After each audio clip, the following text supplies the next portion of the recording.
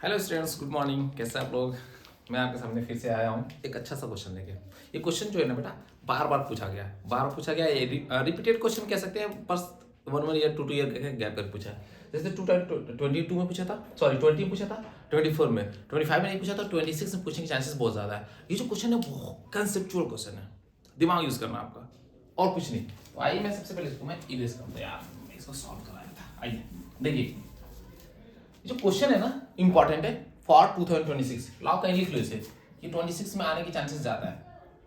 और जिस बच्चे का बेस क्लियर होगा, जिसने क्लास अटेंड किया होगा, जिसने लेक्चर देखे होंगे बेटा, उसका ये क्वेश्चन 2 नंबर बन रहे हैं। ये क्वेश्चन बन रहे हैं। देखो क्या कह रहा है कि out of 0.1 molar aqueous solution of the glucose and 0.1 molar aqueous solution of the KCL. ये स्टेटमेंट है हमारी।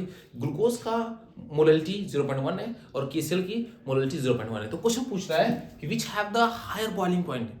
इन दोनों में से किसके पास ज्यादा बॉइलिंग पॉइंट होगी, ठीक है, और क्यों होगी।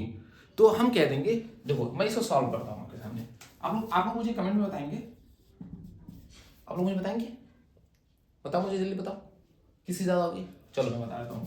तो कह सकते नहीं, कहेंगे ही KCl have higher boiling point. KCl have higher boiling point as compare किसके? ग्लूकोज के। क्यों? ग्लूकोज ही तो है हमारा। अब तुम लोग कहोगे सर ऐसा क्यों हुआ, सर ऐसा क्यों हुआ? ग्लूकोज भी तो आपको 0.1 ही मोलल था, KCl भी तो 0.1 मोलल है, दोनों की मोललिटी तो सेम ही है, तो आपने क्यों ऐसा कर दिया? दोस्तों ध्यान दो, अब मैं तुमको मेन चीज बताता हूं। जब हम KCl को वाटर में डिसोसिएट कराएंगे ना, तो पहले केसीएल जो है कंप्लीटली क्या होता है, डिसोसिएट होता है, टूट जाता है के प्लस और सीएल माइनस में। आप लोग भी ये बात जानते हैं, बिल्कुल बेसिक चीज है, बिल्कुल बेसिक चीज। ये आयनिक कंपाउंड है और आयनिक कंपाउंड वाटर में क्या होता है, कंप्लीटली डिसॉल्व होता है, डिसोसिएट होता है। तो ये क्या होगा, जैसे ही वाटर में इसको हम ऐड करेंगे केसीएल को, तो ये क्या होगा, कंप्लीटली डिसोसिएट हो जाएगा। और कंप्लीटली डिसोसिएट होने की ये इसके केसीएल के सॉल्यूट क्या होंगे, कंप्लीटली डिसोसिएट हो जाएंगे। और डिसोसिएशन होने की वजह से जब इसको हम टेम्परेचर, इसकी हायर बॉइलिंग पॉइंट होगी एज कंपेयर टू ग्लूकोज। बहुत बच्चे सोचेंगे यार ग्लूकोज भी तो सारा डिजॉल्व होता है, बहुत बच्चे सोच रहे होंगे ग्लूकोज भी तो डिजॉल्व होता है, ऐसा क्यों, सर ने ग्लूकोज क्यों नहीं लिखा? अब मुझे जहां तक उम्मीद है मैक्सिमम बच्चे 80% बच्चे ग्लूकोज ही टिक करके आएंगे, ग्लूकोज का ज्यादा होता है। रीजन नहीं दे पाएंगे, बस लिख देंगे ज्यादा होता है, सोचेंगे कुछ तो मिलेगा नंबर। नहीं, ऐसा नहीं होगा। ग्लूकोज भी हल्का सा डिजॉल्व होता है, उसका डिसोसिएशन नहीं होता, डिजॉल्व होता है।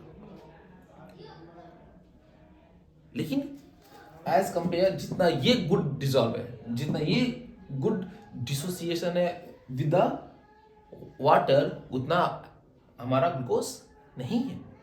ये कंप्लीटली डिसोसिएट हो जा रहा है, बिल्कुल अलग अलग हो जा रहे हैं इसके सॉलिड पार्टिकल। इसकी वजह से ये क्या होगा, KCL have higher boiling point.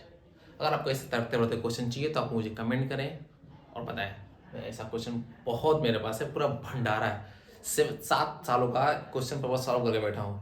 मैं बता दूंगा क्या आने वाला है। मैं तो कुछ क्वेश्चन ऐसा गेस कर दूंगा ना जो क्वेश्चन डिक्टो आने वाले हैं।